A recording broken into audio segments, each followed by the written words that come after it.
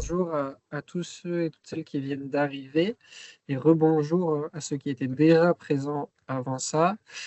On va attendre les quelques minutes qui arrivent là pour laisser le temps à ceux qui sont en train de se connecter d'arriver.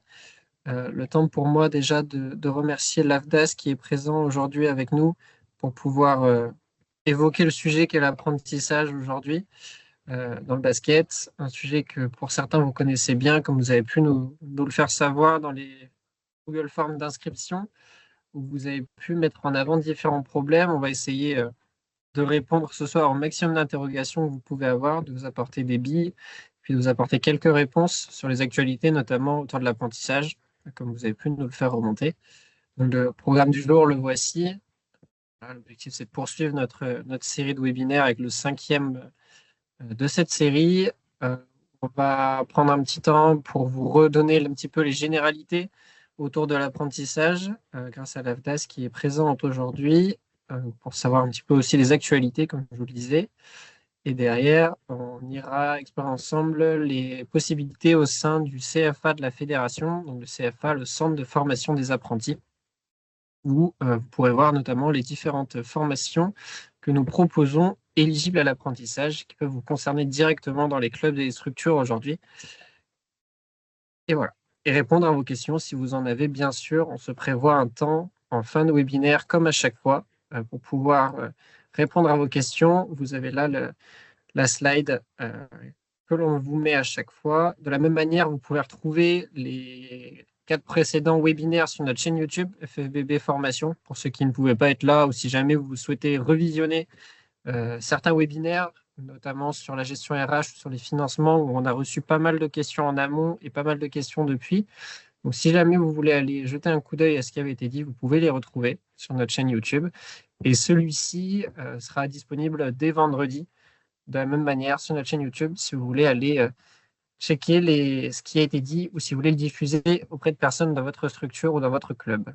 Voilà, donc il restera 2 webinaires après celui-ci pour clore cette saison 24-25 au niveau des webinaires emploi.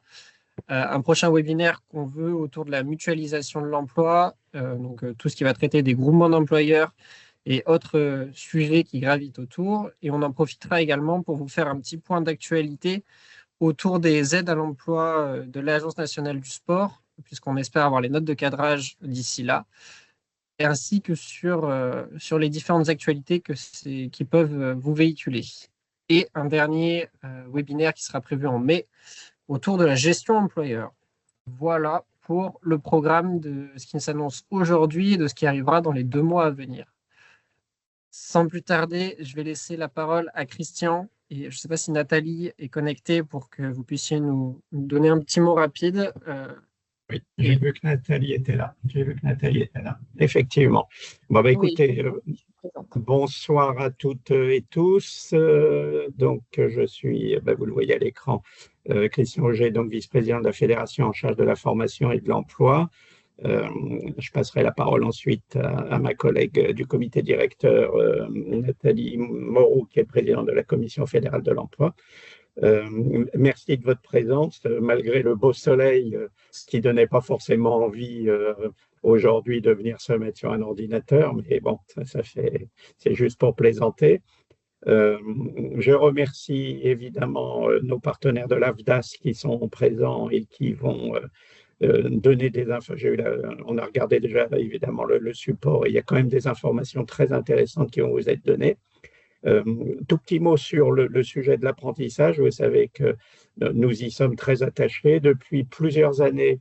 Alors, on va dire depuis l'année 2019, date à laquelle, après avoir modifié les statuts de la fédération pour nous permettre d'intégrer dans notre objet statutaire l'organisation de formations par apprentissage, puisque la fédération organise des formations pour les différentes familles, techniciens, officiels, dirigeants depuis des lustres, mais s'est lancé dans l'apprentissage en 2019 vraiment, a démarré petitement jusqu'en, on va dire, 2021, mais pour mémoire, rappelez-vous, il y a 5 ans, nous étions confinés, pile poil, donc évidemment, ça a un petit peu bloqué notre développement, et là, depuis 3 saisons, mais surtout depuis cette saison-là 2024-2025, nous sommes montés en puissance sur les différentes formations que nous conduisons par apprentissage.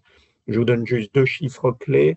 On a un petit peu plus de 300 apprentis dans différentes formations. Vous le verrez à la fin au cours de la saison, la 24-25 en cours, et les prospectives et perspectives de la saison 25-26 nous indiquent qu'on dépassera 400 apprentis, peut-être autour de 420, 430 apprentis dans différentes formations et différents diplômes. Voilà.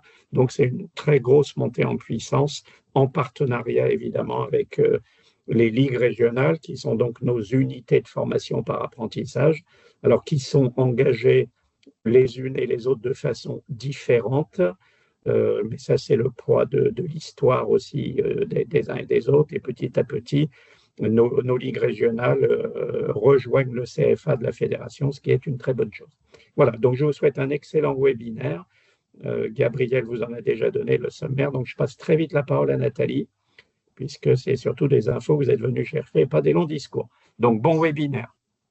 Oui, moi, juste pour vous saluer, Christian a bien résumé tout ce que j'aurais pu également, moi, vous dire. Simplement, je suis, moi également, présidente de comité départemental et j'ai régulièrement recruté des apprentis. J'en ai actuellement 2.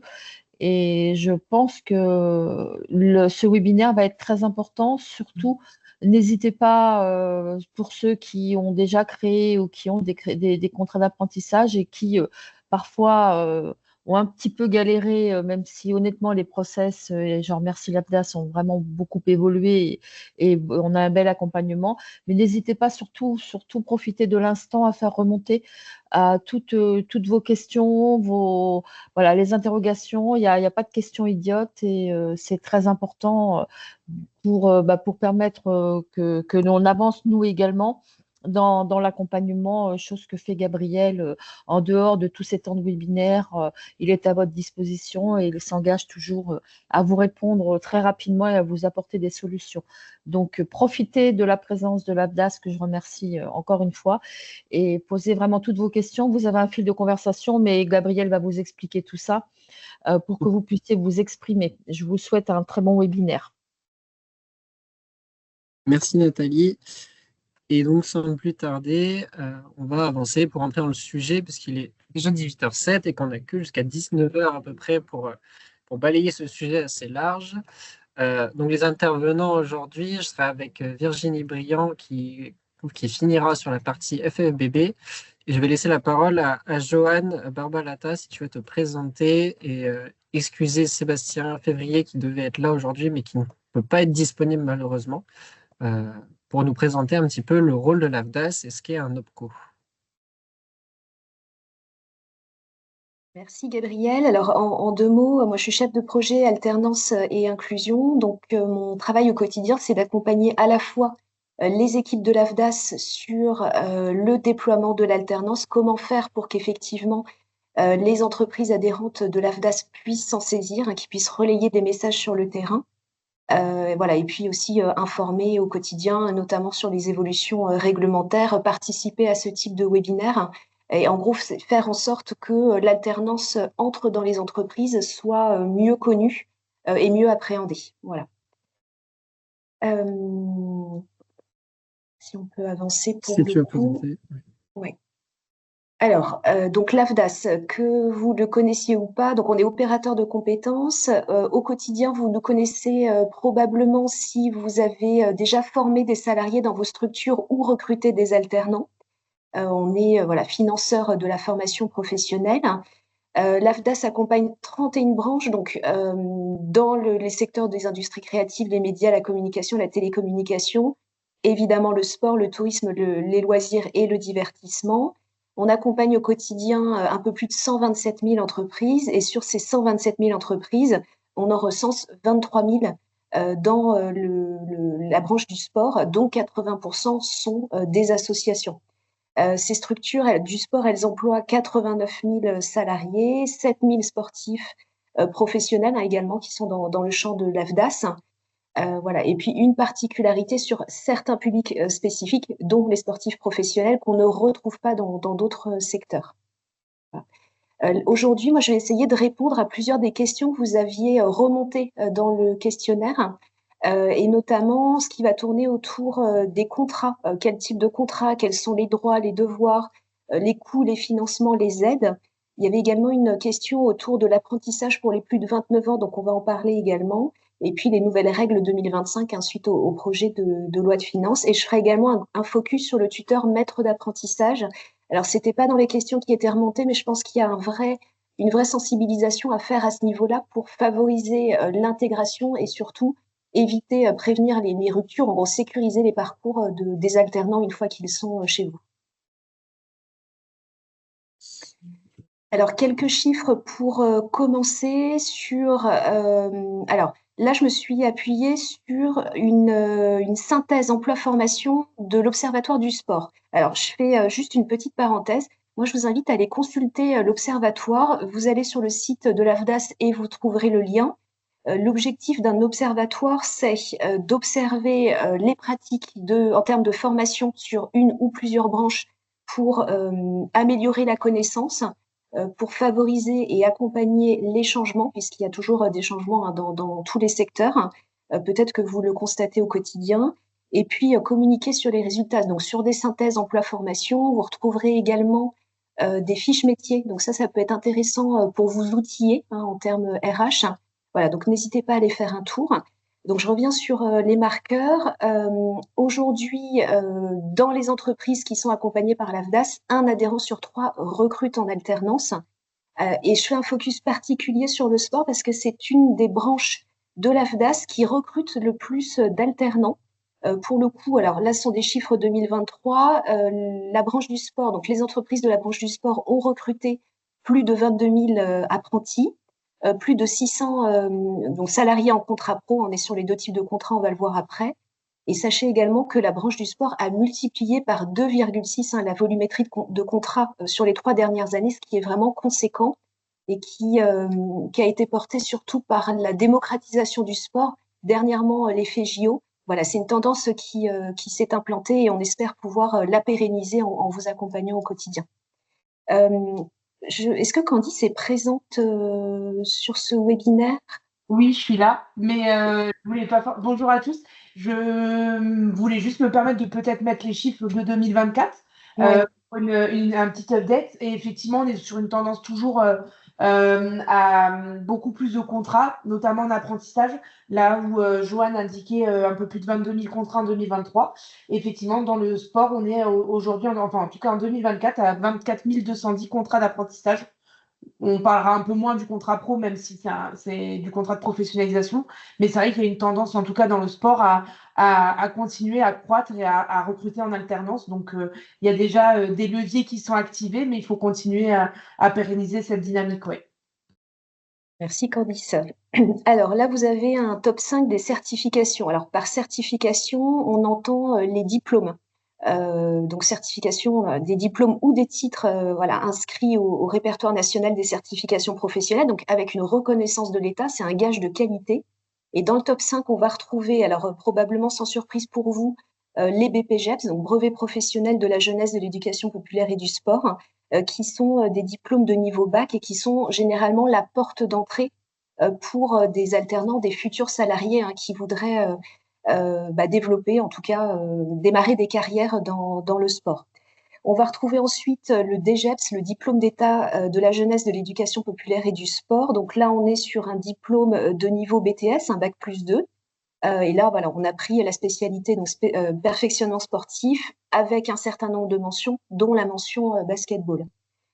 Suivi derrière, donc là, on était plutôt sur des certifications vraiment cœur de métier. Ensuite, on va retrouver une autre qui montre que finalement, le panel de compétences dans la branche du sport, il n'est pas que axé sur des compétences vraiment cœur de métier, mais également sur du transverse.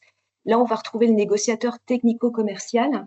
On est pareil sur un diplôme de niveau bac plus 2. Et l'idée, c'est d'aller déployer des stratégies commerciales. Voilà. Donc, il y a tout un aspect gestion et déploiement commercial qui s'accompagne et qui vraiment, c'est une tendance dans la branche.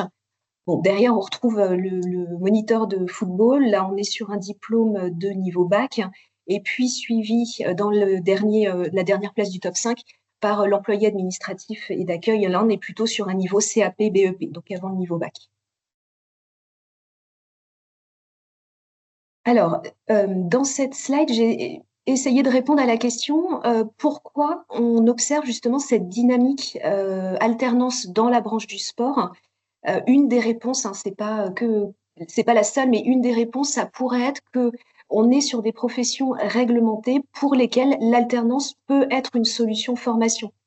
Vous avez besoin pour pouvoir accompagner justement les groupes, voilà, de personnes qui sont formées, qui ont justement cette compétence-là pour pouvoir exercer. Donc l'alternance, à ce moment-là, vous pouvez vous poser la question. Peut-être que ça peut répondre à un besoin de votre structure. Là, vous avez quelques chiffres hein, dans la branche du sport. Un petit peu plus de 14% de salariés sont des alternants. Hein, donc, dans les effectifs, c'est important par rapport au reste de l'économie où là, on va être à 3,5%. Vous voyez, 3,5 contre 14,7%. On a une tendance de fond. Donc, on a parlé des professions réglementées, donc sur des métiers d'éducateurs sportifs, de professeurs d'éducation physique, d'entraîneurs. Et je me permets aussi de faire un petit focus sur le sport et l'inclusion. On n'y pense pas toujours, mais c'est important d'en parler, d'en reparler, surtout si vous n'avez pas encore eu l'occasion soit de recruter des alternants, soit de travailler avec, par exemple, des personnes en situation de handicap. On a tous des stéréotypes du handicap. En fait, il faut aller au-delà de ça. Ça peut vous permettre de diversifier votre sourcing, d'encourager la transmission au sein des équipes. Donc, ça peut être vraiment un levier pour fidéliser vos collaborateurs, déployer une politique d'inclusion. Et là, vous avez un chiffre qui vous dit que le nombre de salariés formés dans la branche du sport avec un statut RQTH, donc reconnaissance de la qualité de travailleur handicapé, et bien pareil, c'est en croissance. On est passé de 358 salariés en 2021 à 364 en 2022. Donc voilà, ça commence vraiment à s'implanter et on remercie vraiment les entreprises qui permettent à ces salariés-là de s'insérer dans l'emploi et puis de s'y maintenir. Autre focus sur la féminisation, je pense que ça vaut le coup d'en reparler. On est au niveau des effectifs, on est sur 35% des salariés qui sont des femmes, donc environ 30 000. Et sur ces 30 000 femmes salariées dans la branche du sport, eh ben, on a un petit peu plus de la moitié qui exercent un métier dans l'encadrement des activités sportives et physiques. Alors, c'est important déjà pour l'ouverture d'esprit hein, de la société en général, mais aussi pour les représentations des futures alternantes qui parfois se mettent des freins en se disant non, c'est pas pour moi. Et en fait, c'est pas vrai. Vous voyez qu'effectivement, il y a des débouchés, il y a des carrières qui sont tout à fait possibles pour elles dans le sport. Alors, on en vient à l'alternance. Pourquoi aller sur de l'alternance? Pourquoi envisager de recruter un alternant?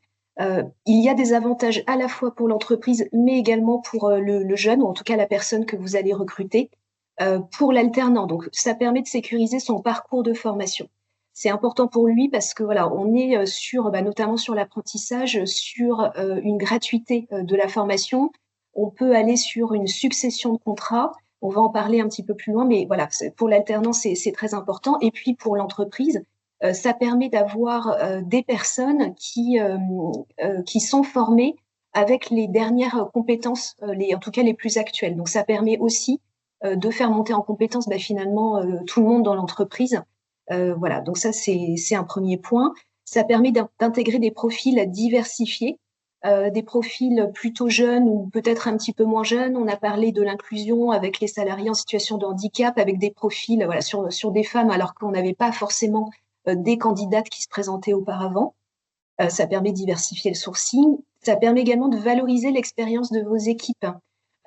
Parce que même si on va avoir un tuteur ou un maître d'apprentissage qui va être nommé pour encadrer un alternant, finalement, dans l'entreprise, on peut avoir d'autres experts, d'autres personnes qui peuvent encadrer, accompagner au quotidien.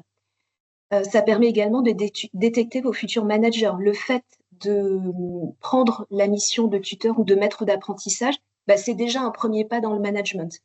Et puis, ça permet surtout de transmettre et de préserver vos savoir-faire en organisant cette transmission intergénérationnelle entre un alternant et puis un tuteur, donc quelqu'un qui est peut-être plus senior dans l'entreprise et qui va être capable de transmettre ses compétences pour la génération d'après.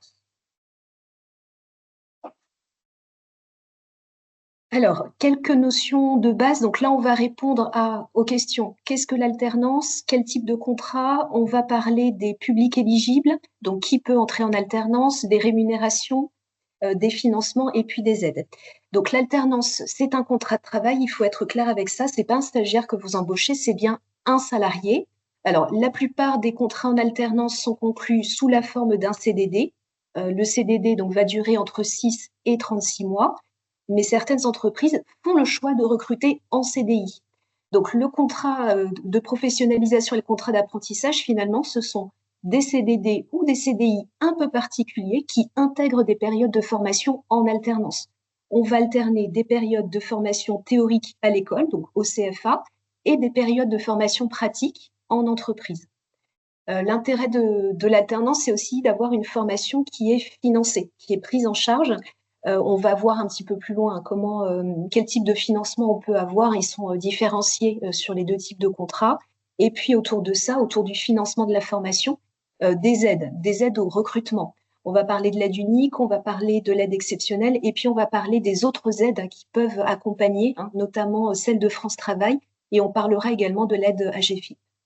Alors, l'avantage de l'alternance pour une entreprise, alors surtout une TPE qui va réaliser sa première embauche, c'est finalement de pouvoir tester sur un format CDD, généralement, une personne qui pourra ensuite, à la fin de son contrat, être recrutée dans l'entreprise. Dans les questions que vous avez posées, il y en avait une qui était: est-ce qu'on a l'obligation d'embaucher un alternant à l'issue du contrat? Il n'y a pas d'obligation. C'est effectivement l'intérêt de l'alternance, c'est que quelque part, c'est un sas d'entrée au recrutement. Vous n'êtes pas obligé de l'embaucher à l'issue, mais l'idée, c'est aussi de le fidéliser, et on va parler tout à l'heure de la succession de contrats pour y arriver. Ça répondrait, au fait, aux tensions de recrutement sur certains métiers quand vous ne trouvez pas de candidats. L'alternance, on peut aussi recruter des personnes de plus de 30 ans, sous certaines conditions, et on va voir lesquelles. Ça permet pour certaines activités avec une saisonnalité d'avoir des alternants qui sont en formation hors de la saison haute et qui en sont ensuite présents en entreprise à l'ouverture de la saison pour renforcer les équipes. Ça peut être aussi, et Gabriel en a parlé tout à l'heure, une façon de mutualiser l'emploi. Alors, on a parlé du groupement d'employeurs. On peut avoir aussi plusieurs employeurs qui recrutent un même alternant, en alternant justement les périodes pendant lesquelles ils vont se partager quelque part l'alternant. Et puis, ça permet aussi l'alternance alors on peut soit recourir à un organisme de formation ou un CFA, mais on peut aussi déployer de la formation interne pour organiser un parcours de formation qui réponde précisément aux besoins de l'entreprise. Voilà, donc ça, c'est tout à fait possible.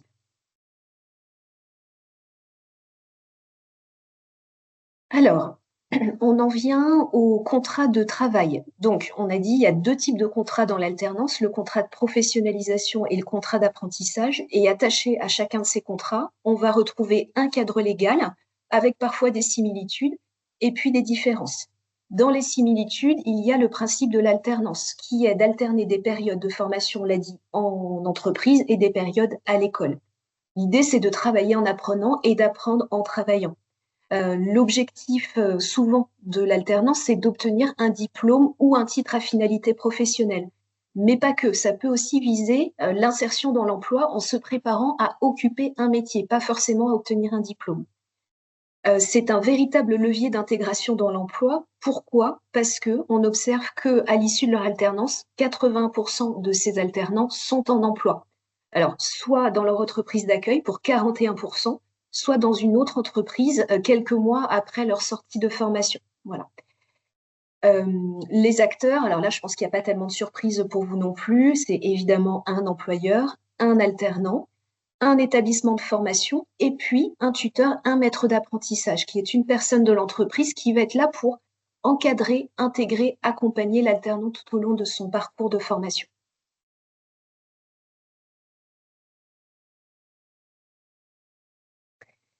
Alors, au travers de cette slide, on va essayer de répondre en tout cas à la question quels sont les publics éligibles sur les 2 types de contrats. Et du coup, on va y répondre aussi à la question l'alternance pour les plus de 29 ans. Donc, vous avez sur la partie gauche le cadre légal pour les salariés en contrat pro et à droite le contrat d'apprentissage. Au niveau du type de public, alors, pour le contrat pro, il s'adresse à des jeunes de 16 à 25 ans pour compléter leur formation initiale, mais pas que. En contrat de professionnalisation, vous pouvez également recruter des personnes de 26 ans et plus, mais la condition dans ces cas-là, c'est que ces personnes-là soient inscrites à France Travail, donc qu'ils soient reconnus comme demandeurs d'emploi. Vous avez également la possibilité d'aller toucher par le contrat pro le public alors qu'on appelle Nouvelle Chance. Ce public Nouvelle Chance, on va être plutôt sur des personnes soit éloignées de l'emploi, soit des bénéficiaires de minima sociaux. Donc ça peut être aussi une façon de ramener ces personnes-là vers l'emploi au travers de vos métiers. Sur la partie contrat d'apprentissage, donc les personnes qui peuvent entrer en contrat d'apprentissage sont les jeunes de 15 à 29 ans. Donc on peut démarrer son contrat d'apprentissage jusqu'à 29 ans. Donc avant ses 30 ans, ça c'est le cas général. Et on va avoir quelques particularités ou en tout cas exemptions, soit sur des catégories de personnes. Donc quand on est en situation de handicap, on peut aller au-delà des 29 ans pour démarrer un contrat, mais également quand on est sportif de haut niveau. On n'a pas cette barrière des 29 ans. Et il y a également certaines situations qui permettent de s'affranchir des 29 ans pour démarrer, en tout cas signer son contrat d'apprentissage. Quand il y a eu un échec à l'examen, on repart sur un nouveau contrat pour essayer d'obtenir, en tout cas de valider le diplôme qu'on prépare, soit parce qu'on a fini un contrat et qu'on s'apprête à démarrer un contrat pour obtenir un diplôme supérieur. Donc là, on peut entrer en apprentissage jusqu'à ses 34 ans. On peut avoir également le cas de la rupture pour une cause indépendante de la volonté de l'apprenti, donc voilà, une défaillance de l'entreprise ou de l'organisme de formation. Donc on peut s'affranchir des 30 ans. Et également, ça peut être intéressant quand on a un projet de création ou de reprise d'entreprise pour lequel l'obtention du diplôme est soit une condition nécessaire, donc typiquement on va être sur une profession réglementée, ou alors quand ça favorise la bonne mise en place du projet de création de reprise d'entreprise. Au niveau de la durée du contrat, donc on l'a dit, on peut conclure soit sous la forme d'un CDD, soit sous la forme d'un CDI. Quand on est sous la forme du CDD, dans le contrat de professionnalisation, le cas général, c'est un contrat de 6 à 12 mois. Et certaines branches dérogent à cette règle et permettent d'aller jusqu'à 24 mois quand on est notamment sur la préparation d'un BTS. On est sur un cycle de 2 ans de formation, donc on peut aller jusqu'à 24 mois. Et on peut même aller jusqu'à 36 mois pour les publics spécifiques Nouvelle Chance. Voilà. On peut être sur du temps plein ou du temps partiel dans le cadre du contrat de professionnalisation. Et dans le cadre du contrat d'apprentissage, on va être sur un contrat de 6 à 36 mois, donc on peut aller jusqu'à 3 ans. Et on est sur du temps plein, par contre. Là, on a une différence par rapport au contrat pro, sauf dans le cas où on a un alternant en situation de handicap. Et dans ces cas-là, on adapte le parcours de formation et le temps de travail. Sur la durée de la formation, donc pour le contrat pro, dans les 6 à 12 mois, on peut prévoir entre 15 et 25% du volume en formation, avec un minimum de 150 heures si on est sur un contrat de 6 mois. Dans le cadre du contrat d'apprentissage, dans ces 6 à 36 mois de contrat, on va pouvoir intégrer au minimum 25% de formation, voire bien au-delà. Donc ça, c'est en général le CFA qui vous communique son calendrier et voilà, et qui lui en fait construit son parcours en fonction justement de tous les blocs de compétences qu'il peut y avoir dans le diplôme. Donc ça, c'est pas tellement votre partie. En termes de rémunération, alors on va faire un petit focus juste après, mais voilà, là on vous a mis les fourchettes de rémunération. Dans le cadre du contrat de professionnalisation et dans le cadre du contrat d'apprentissage, j'en dis pas plus, on va y venir un petit peu plus loin.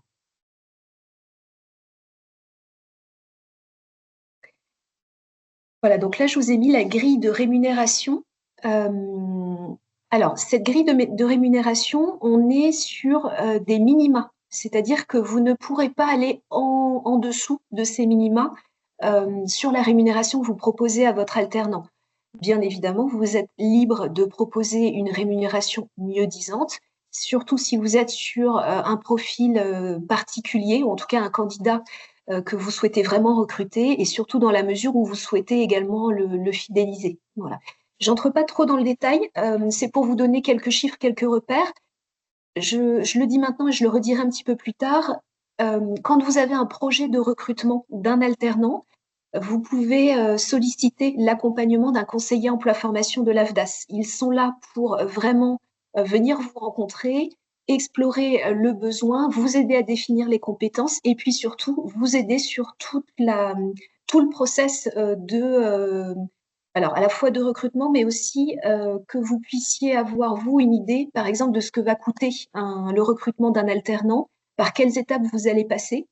Et puis surtout, vous orienter vers des écoles. Voilà, si vous avez besoin de conseils divers, ils sont là vraiment pour répondre à toutes vos questions.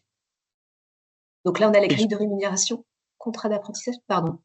Bon, j'ai te couper la parole, Joanne. Je précise aussi que le tableau, vous le retrouverez dans le support qu'on vous envoie dès demain matin et vous pouvez le retrouver sur le site de l'AFDAS si jamais vous avez besoin de retrouver les montants minimaux, les minimales pour le montant afin de rémunérer vos alternants ou vos futurs apprentis. Alors, on peut continuer avec du coup la grille contrat pro. Donc là, c'est pareil, hein, vous avez quelques chiffres qui sont des repères. Je vous invite vraiment à prendre contact avec un conseiller puisque, comme vous pouvez le voir et pareil sur la grille précédente, en fait, vous allez avoir des minima en fonction de la tranche d'âge de l'alternant, mais également du niveau de formation, voire de progression dans le cycle de formation. Pas toujours évident de se repérer là-dedans. Mais voilà, ça c'est vraiment le cadre légal. Attention, il peut y avoir des dispositions conventionnelles particulières. Donc là, c'est pareil, ça nécessite un accompagnement plus approfondi. Alors, on a parlé du cadre légal, on a parlé du public, on a parlé de la rémunération, on arrive maintenant au financement de la formation. Alors, le financement, il y a deux façons. Soit on est sur un contrat de professionnalisation et à ce moment-là, on va être sur un taux horaire fixé par la branche. Donc, on fait le taux horaire fois le nombre d'heures de formation. Et dans le cas du contrat d'apprentissage, on va être sur un niveau de prise en charge. En gros, c'est un forfait qui est défini par la branche et validé par France Compétences, qui est en gros la tour de contrôle de l'apprentissage. C'est un forfait pour 12 mois de contrat qu'on va proratiser en fonction du nombre exact du mois de contrat.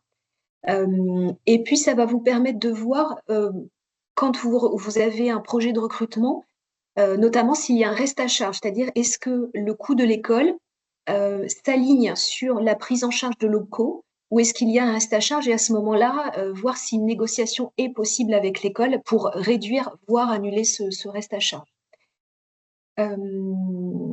En complément de financement, vous pouvez bénéficier d'une aide à la fonction tutorale. Alors, elle s'adresse aux entreprises de moins de 11 salariés. Vous avez les montants qui vous sont indiqués dans le pavé rose. Cette aide à la fonction tutorale, elle vient valoriser le temps que le tuteur ou le maître d'apprentissage consacre au suivi de son alternant. Voilà. Voilà, alors sur les principales aides à l'embauche, pour celles et ceux d'entre vous qui avaient déjà des alternants par le passé, vous avez pu bénéficier de l'aide exceptionnelle qui a été mise en place à l'été 2020 et qui visait à soutenir le recrutement d'alternants, notamment pendant la période de confinement et après.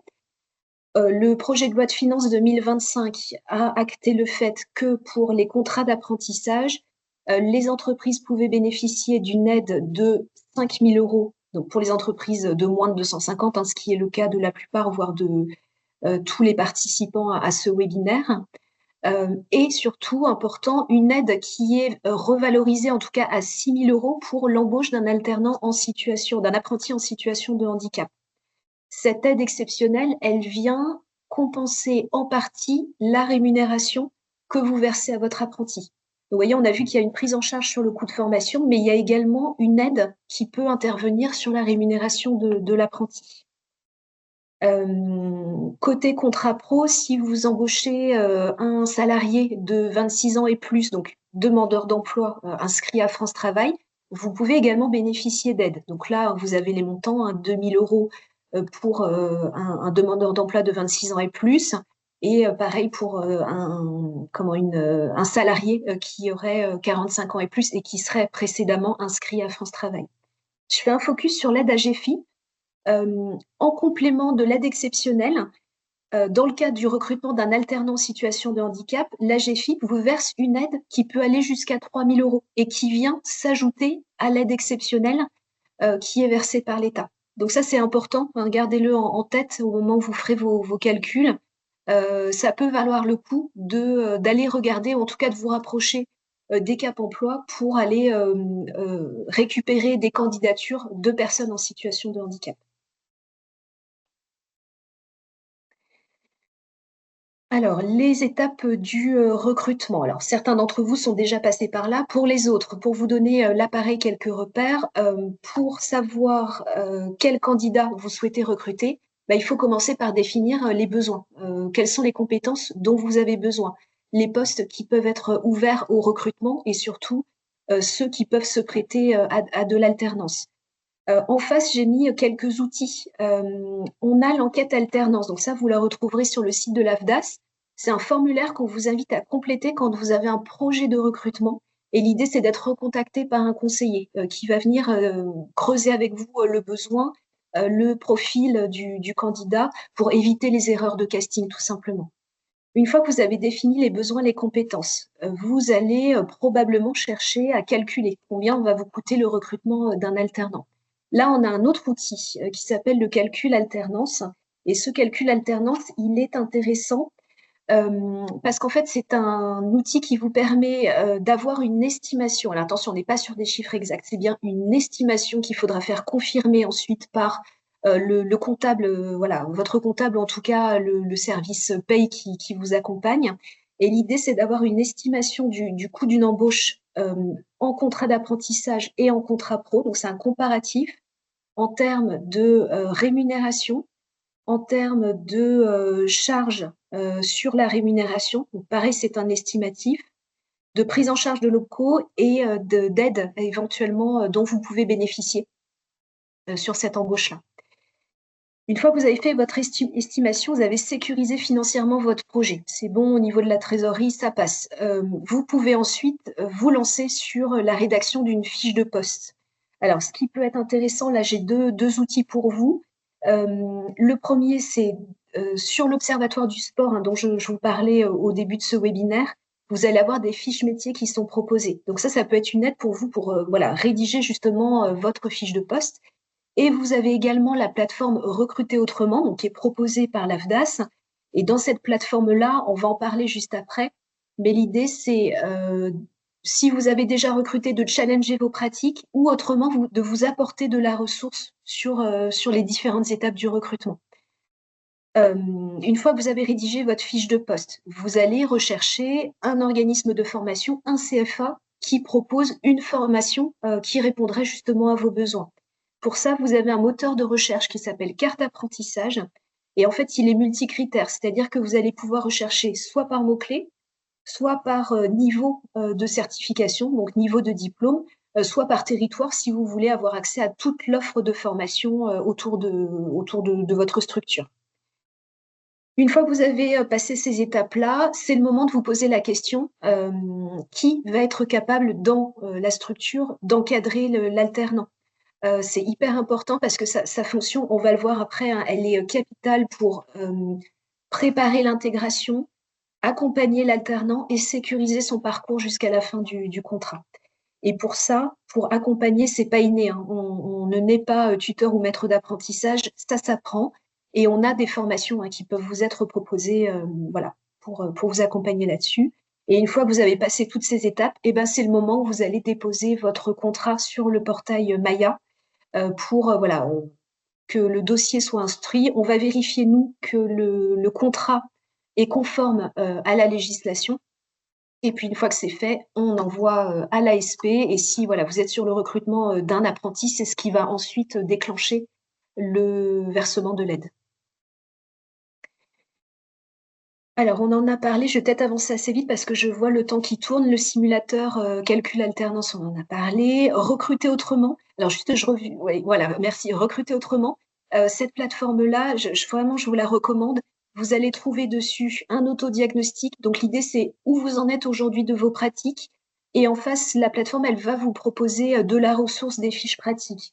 Alors, dans les fiches pratiques, vous allez retrouver notamment comment créer une stratégie de recherche de candidats, comment je fais, à qui je m'adresse, sur quelle plateforme, comment je fais pour recevoir plus de candidatures, comment je peux faire pour hiérarchiser les compétences requises dans la fiche de poste que je vais rédiger, comment j'intègre une personne, comment j'évalue son savoir, son savoir-être, son savoir-faire. Enfin, vraiment, n'hésitez pas, allez-y. Il y a beaucoup, beaucoup de ressources disponibles. Alors, on peut avancer à la suivante. La carte apprentissage, on en a parlé, c'est le moteur de recherche multicritère. Donc voilà, pareil, ça peut être un outil dans votre recherche d'un OF ou d'un CFA et ou des formations les plus adaptées. Et on en vient à 2 exemples de parcours. Alors, ce que je voulais faire au travers de ces 2 exemples-là, c'est surtout que vous puissiez vous rendre compte du rythme d'alternance, parce que il faut que ça corresponde aussi à l'activité de votre structure, pour se donner toutes les chances d'avoir une alternance qui se passe bien. Il faut vraiment veiller à ce que le profil et surtout le rythme d'alternance correspondent aux besoins de l'entreprise. Donc là, on est sur un contrat d'apprentissage, donc un apprenti qui prépare un BPGEPS. On est sur une formation de 600 heures réparties entre le mois d'août 2024 et le mois de juin 2025. Et là, vous avez sur ces 2 slides le temps de présence en CFA, donc qui sont en jaune et en vert, et puis donc 2 jours par semaine à l'école et le restant, donc les 3 jours suivants, chez vous en entreprise. On peut aller à la suivante. Et là, on a pris l'exemple d'un contrat de professionnalisation. Donc, on est sur un jeune qui prépare un DGEPS, qui a démarré son contrat en octobre 2024 et qui va aller jusqu'en juillet 2025. Donc là, on est sur un volume de 480 heures. On est un petit peu inférieur au contrat précédent. Et surtout, le rythme d'alternance que vous voyez à l'écran. Donc là, on va être sur un rythme de 3 jours à l'école et alors soit 2 jours en entreprise, si on a du coup des journées en CFA, mais on a également des semaines entières en entreprise. Voilà. Donc l'idée que je vais vous faire passer aujourd'hui, c'est il ne suffit pas de trouver l'école qui va pouvoir dispenser la formation. L'idée, c'est aussi de vous interroger sur le rythme de l'alternance. Si c'est du renfort de vos équipes ou s'il y a des contraintes particulières, il faut vous poser la question vraiment au tout début du recrutement. Peut-être avant de passer rapidement aux 2 dernières slides qu'il y avait sur les accompagnements du tuteur et maître d'apprentissage, il y avait une question dans le chat sur la formation tutorale que tu évoquais, à savoir si elle était gratuite ou quel était son coût et quelle était sa durée pour les personnes qui souhaitent entrer en formation. Alors, il y a plusieurs modules qui peuvent être proposés. Il y a des financements en face. Là, si vraiment vous avez un besoin, encore une fois, moi, je vous recommande de faire appel à un conseiller emploi-formation qui va pouvoir aller dans le détail des financements. Honnêtement, moi, je suis pas assez spécialisée là-dessus. Très clairement, mes collègues le font beaucoup mieux que moi. Et puis, vont peut-être pouvoir vous aider à sélectionner le module, l'organisme de formation et les dates qui correspondent au mieux. Mais vous retrouverez, de toute façon, dans ce support, des liens qui vont pouvoir vous orienter sur le site internet pour que vous puissiez peut-être aussi aller voir de votre côté si vous avez cette curiosité-là. Virginie, tu voulais compléter? Ouais, exactement. Je voulais compléter pardon, les propos de Joanne. Merci.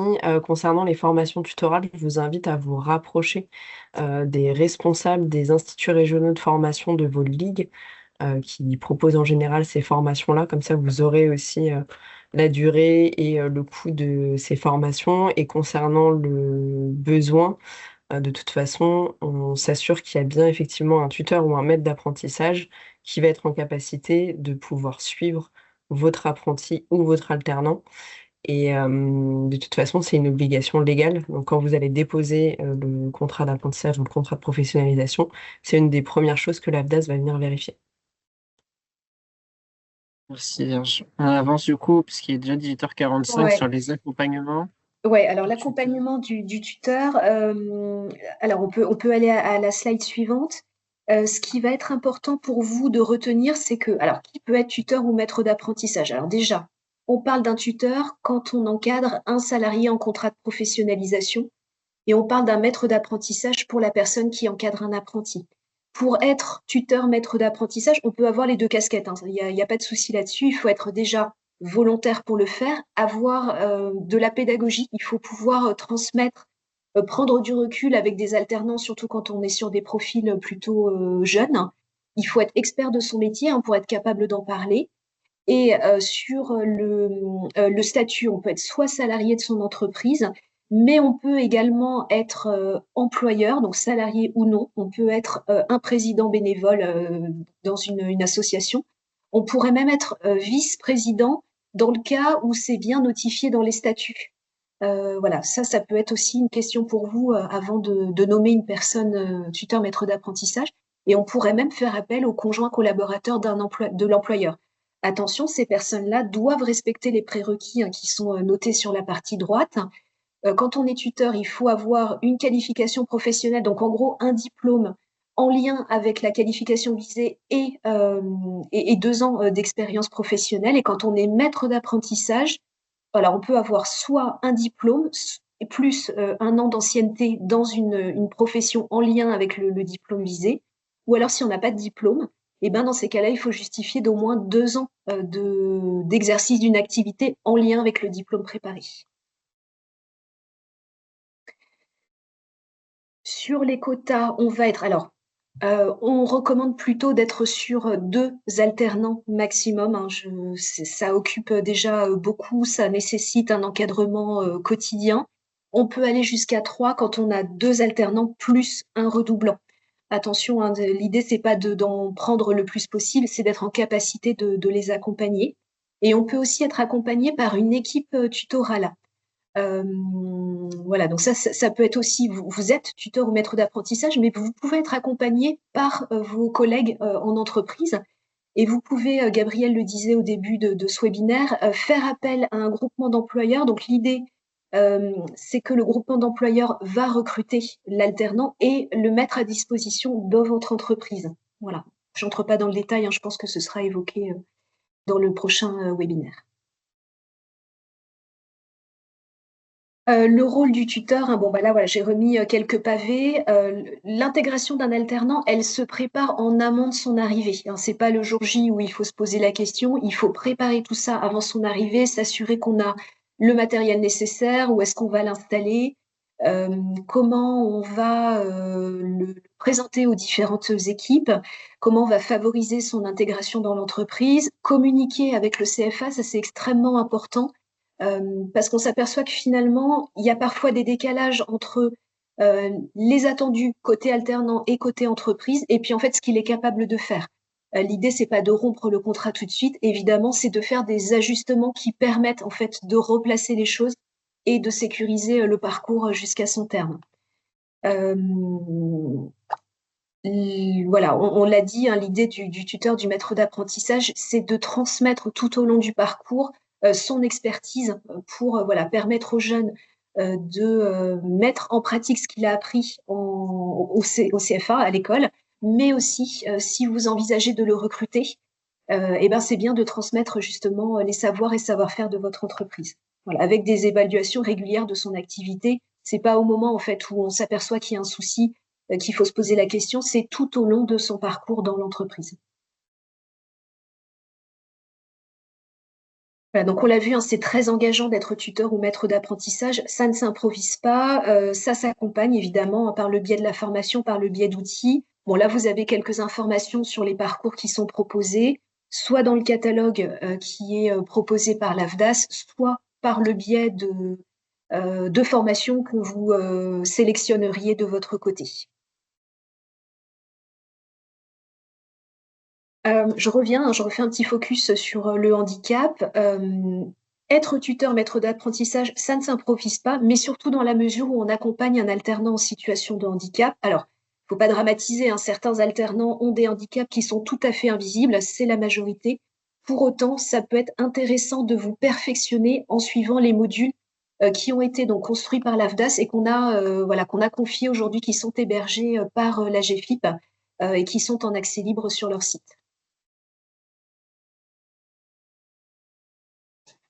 Et puis cette dernière slide, si vous avez un projet de recrutement, encore une fois, n'hésitez pas à compléter l'enquête alternance, donc qui va vous permettre d'établir votre prévisionnel de recrutement et d'être recontacté par un conseiller. Si vous voulez prendre l'initiative et pas passer par l'enquête alternance, vous avez ces autres contacts qui sont proposés. Et puis surtout, de la même manière, on organise régulièrement des webinaires, hein, donc n'hésitez pas à aller voir sur notre site, ils sont en accès libre, et ça peut aussi vous apporter de l'information sur les différents types, la sécurisation du parcours, il y a plein de choses, je vous invite vraiment à aller regarder les webinaires. Merci beaucoup, Johan, pour toutes les généralités et précisions que tu as pu apporter sur l'apprentissage. Si vous avez des questions qui arrivent au fur et à mesure ou même après le webinaire, n'hésitez pas à nous les faire parvenir. On essaiera d'y répondre soit ce soir en fin de webinaire ou après à la suite si jamais on peut vous accompagner sur les sujets ou si on peut transmettre à l'AFDAS les questions que vous nous avez fait remonter, ce sera avec plaisir. Virginie, je te laisse la parole pour nous présenter rapidement du coup ce qu'est le Centre de formation des apprentis, le CFA de la Fédération française de basketball. Oui, merci beaucoup, Gabriel. Alors, effectivement, la Fédération française de basketball s'est montée en centre de formation des apprentis, donc CFA. Je vais parler de CFA, ce sera plus court, en 2019. Et donc, on appelait ce qu'on appelait un CFA dit mûr, c'est-à-dire qu'on déployait nous-mêmes nos formations. Et depuis 2023, on a ouvert nos frontières à nos ligues et donc ça nous permet de déployer des formations qu'on dit hors mur, donc via nos ligues régionales et nos unités de formation par apprentissage dont parlait au démarrage Christian Auger. Donc le CFA de la fédération en saison 24-25, dans le cadre du mur et du hors mur, ça représentait à peu près 296 apprentis. Je dis à peu près parce qu'on a eu parfois des entrées un peu plus tardives, parfois des ruptures. Aujourd'hui, on travaille avec 8 ligues régionales. Donc, vous voyez sur la carte le déploiement et dans quelle formation ça se déploie. Donc, on va avoir du BPGEPS Basketball, la formation chargée de promotion marketing sportif, qu'on dit CPMS, également le CD2SA, chargé de développement de structures sportives associatives, le DEGEPS dans le cadre de l'entraînement et le DES qui est déployé par la fédération et je reviendrai sur toutes ces formations après. Donc on a 5 formations qui sont couvertes sur la France et 28 sessions de formation. En 25-26, donc aujourd'hui tout n'est pas encore finalisé, mais à titre prévisionnel, on pense qu'on aura 443 apprentis et 10 ligues régionales avec lesquelles on va travailler sur les dites formations précédemment et donc 42 sessions de formation qui devraient ouvrir. On a plus de 20 métiers différents qui sont déployés à travers toutes les formations que je viens de vous exposer. Et en termes d'insertion, on y reviendra un peu plus en détail à la fin, mais on a 93% d'insertion dans l'emploi suite à la formation. Donc ça, on est très content de ces chiffres. Et 89% mettent moins de 6 mois à trouver un emploi. Ce qui prouve aujourd'hui que les formations qui sont déployées répondent vraiment aux besoins de nos territoires et de nos clubs, comités et ligues. Je t'en prie, Gabriel, si tu peux avancer. Merci beaucoup. Donc effectivement, le CFA de la fédération, je vous disais, mur et hors mur. on propose différents services, que ce soit à destination de nos clubs, mais également de nos ligues.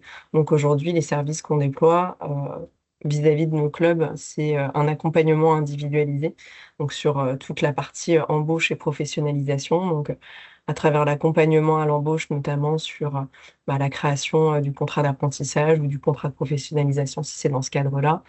L'étape aussi du montage du dossier de financement auprès des différents opérateurs de compétences et notamment l'ADAS. On a d'ailleurs mis en place un outil cette année qui s'appelle Philiz et qui permet de fluidifier tout ce process et qui est une charge en moins pour les clubs et les clubs employeurs. Également, dans le cadre de notre partenariat avec les ligues, on a des échanges constants et on a différents outils et séminaires qui nous permettent de bien travailler, de mettre en place des formations qui sont en adéquation avec les besoins des clubs. Et donc aujourd'hui, on vous a mis également les acteurs institutionnels avec lesquels on travaille, Calliope, puisqu'on est certifié Calliope, que ce soit le CFA ou nos UFA. Bien évidemment, l'ABDAS qui est notre co numéro 1 puisque c'est le rattachement au sport, et France Compétences et le Cosmos. Donc l'idée également ce soir, c'était de vous présenter les différentes formations qui sont éligibles à l'apprentissage, mais également plus largement aussi à l'alternance et quels métiers sont visés par quelle formation. Un, un diplôme dont a parlé Joanne, effectivement, c'est le BPGEP spécialité basketball, qui permet d'aller sur un métier d'animateur basket. Et sa mission principale, ça va être vraiment d'animer la pratique du basketball dans une logique éducative et ludique. Donc ça, c'est le premier niveau de diplôme qui permet d'exercer contre rémunération. C'est un diplôme de niveau 4, donc l'équivalent du bac. Et c'est une formation en général qui fait 600 heures sur à peu près un an. Je vais aller assez rapidement parce que on a d'autres formations à voir, mais de toute façon, Gabriel vous enverra le PowerPoint. Donc, vous voyez les différentes missions: participation à la conception de projets, coordination d'une équipe de bénévoles, encadrement d'activités. Tout ça, vous pourrez le relire plus tranquillement à la fin de ce webinaire. Ensuite, on a la formation DEGEPS qui est là portée par la fédération en soutien avec ces ligues régionales. Donc, vous pourrez le revoir sur la première slide avec la carte de France. Ça, c'est un diplôme de niveau 5 qui permet en fait d'encadrer les niveaux intermédiaires de championnat. Et donc, l'idée, c'est de former et d'entraîner, de structurer en fait le projet du club tout en encadrant les équipes et les différents éducateurs. Vas-y, Gabriel, tu peux avancer.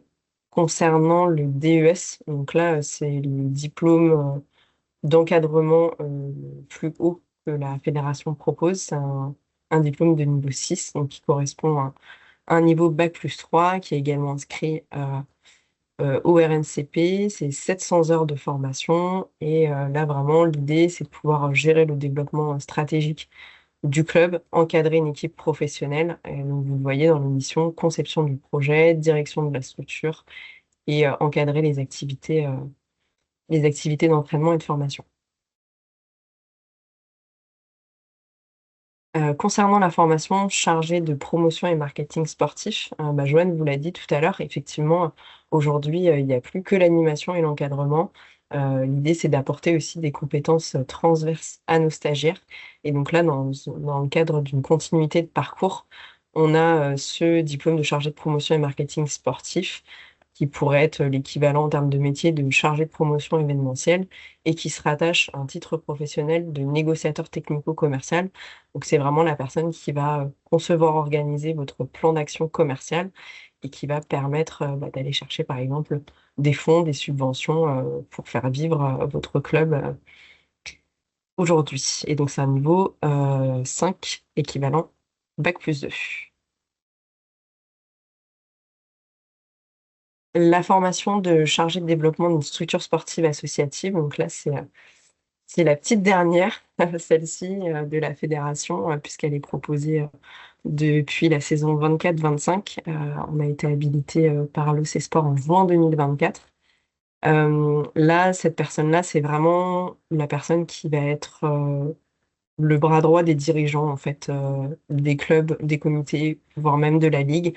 C'est la personne qui va venir structurer et développer votre club ou votre comité. Elle va venir accompagner votre projet de développement, organiser des événements, gérer toute l'administration et les ressources de votre structure et gérer les activités sportives. Donc ça, c'est un diplôme de niveau 5, donc Bac+2, qui est inscrit également au RNCP, qui s'étale sur 609 heures de formation en organisme de formation. Et aujourd'hui, cette formation, elle est proposée en Île-de-France. Et le but, c'est de la déployer aux autres régions qui sont partenaires de la fédération. Merci Virginie. Ça allait assez vite. Vous aurez le temps de retrouver derrière chaque slide avec toutes les différentes formations, les différents métiers dans le support qu'on va vous envoyer demain. Si vous voulez prendre le temps de regarder les actions, les missions cibles et les compétences liées à chaque diplôme. De la même manière, je vous ai mis les liens si vous voulez cliquer pour aller voir la fiche métier. À chaque fois, vous avez une fiche métier en lien avec le métier qui est présenté, donc qui vous permettra, avec la formation présentée plutôt, pardon, qui vous permettra de voir un petit peu si ça peut coller aux besoins de la structure et à ce que vous avez identifié, ou dans votre démarche, avant même de vous lancer dans les réflexions, ce que disait Johan tout à l'heure, d'identifier quelle formation peut être adaptée à votre besoin. Et on voulait juste faire une slide pour finir là-dessus, sur l'insertion dans l'emploi et l'après-apprentissage, puisque la pérennisation, c'est un sujet assez important, comme vous nous l'avez fait remonter dans le forms d'inscription. Nous, sur l'apprentissage, c'est aussi quelque chose qui nous tient à cœur au niveau de la fédération, à savoir de ne pas faire, entre guillemets, des usines à apprentis, comme on a pu entendre, mais réellement de pouvoir accompagner les structures d'un côté et d'accompagner les jeunes de l'autre dans leur insertion à l'emploi une fois la formation terminée. Pour ça, il y a plusieurs choses. Tout d'abord, il y a les visites en structure que Virginie, tu as évoqué, je crois, tout à l'heure, et que nous faisons au niveau du CFA, à savoir que les ligues ou la fédération se déplacent pour pouvoir accompagner les jeunes, prendre la température de comment ça se passe dans la structure et évaluer s'il y a besoin de donner des coups de main ou de remédier à certaines actions. Mais le CFA de la fédération propose aussi également un accompagnement des jeunes et des clubs à l'insertion dans l'emploi de plusieurs manières, notamment avec les jeunes par les suivis de cohorte qu'on peut faire, donc à savoir mesurer l'insertion dans l'emploi. Vous avez quelques données que je vous ai mis là, à savoir qu'on a 90% des apprentis de la fédération qui sont en emploi un an après la formation. Et parmi ces 90%, vous en avez 73 qui sont salariés dans les 2 mois suivant la formation, 69% qui le sont en moins d'un mois. Donc on voit qu'il y a une pérennisation et une volonté de consolider l'emploi qui est assez intéressante. Et on a aussi à cœur de suivre ça et d'accompagner les clubs et les structures dans les solutions. Alors souvent, les solutions, ça va être des solutions de financement, mais aussi dans les solutions de structuration qu'on peut suggérer pour permettre au club ou à la structure de se développer et d'être en mesure d'accueillir non plus un apprenti, mais une personne en temps plein par la suite. Voilà, donc chercher des solutions. Johan, tu évoquais aussi tout à l'heure, ce sera le sujet du prochain webinaire, éventuellement de la mutualisation d'emploi. Dans certains cas, vous n'auriez pas les ressources pour pouvoir recruter une personne. Mais nous, on veille à accompagner les clubs et les structures sur la pérennisation et la consolidation de l'emploi. Vous voyez qu'il y a 7 clubs sur 10 en moyenne qui ont pérennisé leurs apprentis chez nous sur les saisons passées. On est sur des dynamiques qui sont bonnes et c'est pourquoi c'est intéressant de continuer à vous accompagner au fur et à mesure, que ce soit via ces webinaires-là, que ce soit via des échanges qu'on peut avoir régulièrement avec vous ou les sollicitations que vous pouvez nous faire. Voilà pour les quelques informations que vous pouvez vous donner aujourd'hui. Ça a été assez dense. Si vous avez des questions dans le chat, n'hésitez surtout pas à les poser. Vous avez nos contacts que l'on vous remet là si jamais vous avez des questions qui arrivent plus tard ou si jamais vous voulez évoquer un cas précis, que ce soit avec Virginie et les personnes du CFA ici de la fédération ou directement avec moi au niveau de l'emploi. Par rapport à de la consolidation d'apprentis ou à des projets de recrutement autour de l'apprentissage. N'hésitez surtout pas. Et puis, vous avez les démarches via l'AFDAS. Et je laisserai Johan compléter si jamais vous voulez Enfin, en Gabriel, contact avec l'AFDAS. Oui. Vas-y, Gabriel, Nathalie. j'aimerais vraiment préciser qu'également, pour tout ce qui est BP en région, n'hésitez pas surtout à vous diriger vers vos ligues via les IRFBB pour vous renseigner sur l'offre. Voilà, bah, c'est très bien. Merci, c'est sympa. Voilà, vous dirigez vraiment vers l'offre qui est proposée. Je sais qu'on est très régulièrement en tant que responsable de structure approché par d'autres organismes de formation, mais rien de tel que de rester dans la famille basket et vraiment d'avoir un accompagnement au plus proche de nos prérogatives et de nos besoins dans les clubs. Et vraiment, n'hésitez surtout pas à aller vers votre IRFBB régional pour vous renseigner sur les programmes de formation et les dates et les conditions d'admission d'apprentis, et en tout cas pour vous positionner déjà en tant que futur employeur. Voilà. Vous avez les contacts qui sont dans le support. Et puis, si vous les cherchez sur Internet, vous pourrez les trouver sur les sites des IRFBB qui vous représentent également les formations. Si vous voulez voir comment elles se déclinent ou quels sont les modules spécifiques liés à votre territoire, on peut avoir des spécificités ou des dates qui sont différentes en fonction des endroits. Donc, n'hésitez pas à vous tourner vers eux, comme disait Nathalie. Il ne me reste plus qu'à conclure. On est à 19h05. On n'aura pas débordé tant que ça. On est pas mal. Si vous avez des questions dans le chat, encore une fois, n'hésitez pas. Et sinon, j'ai oublié de changer la date. Pardon, je me rends compte maintenant. On vous donne rendez-vous, non pas le mercredi 19 mars, mais le mercredi 23 avril. Je vous le remettrai par écrit pour que ce soit bien clair et vous allez avoir la note IFFBB qui vous donnera la bonne date. Donc le mercredi 23 avril 2025. Pour un webinaire, l'avant-dernier de la série qui sera sur la mutualisation de l'emploi qu'on évoquait, que j'animerai avec Nathalie autour des groupements d'employeurs et des autres dispositifs qui peuvent exister pour, d'une part, vous faciliter la mutualisation de l'emploi, avoir plus d'accès à l'emploi et les autres dispositifs qui peuvent vous aider en fonction de vos situations. Voilà, on reste disponible pendant 2-3 minutes si vous voulez. Je vois qu'il n'y a pas trop de questions dans le chat. Mais sinon, je vous souhaite à tous une bonne soirée et je remercie à nouveau toutes les personnes qui ont participé aujourd'hui. Johan pour l'AFDAS, Candice qui était dans le chat pour répondre à vos questions en direct et évidemment Virginie pour la présentation du CFA de la fédération.